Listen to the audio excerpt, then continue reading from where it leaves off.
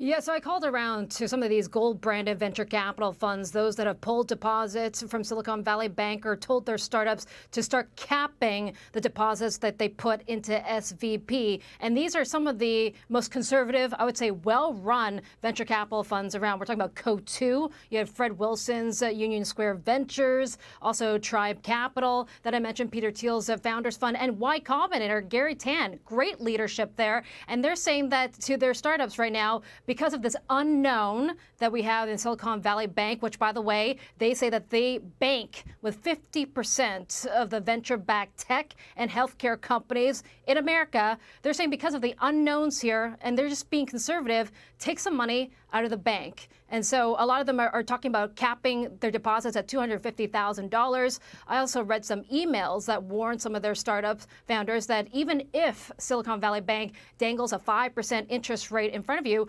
don't consider putting more capital in right now, especially with the pain points of 4 to 5% interest rates, which, by the way, if we were to compare 2023, I would say it's less of a 2008 and more of a 1980s type of scenario where interest rates are going up rapidly, almost 400 basis points in the span of 12 months. So I can tell you Silicon Valley here is being, I would say, more conservative. And if you look at the bank runs we've seen in the last few months, whether it's Silicon Valley Bank or Silvergate Capital, these are two stress industries. We're talking about tech and crypto. So I wouldn't say that this is a more expansive contagion type of effect that we're seeing here, Neil. This is probably more, I say, concentrated in those industries that have been laying off a lot of individuals, that have taken a big hit in the stock markets. And as I point to JP Morgan this morning with their note, saying that this might be a buying opportunity, the sell-off may be overdone. And Morgan Stanley also came out with a note saying that this is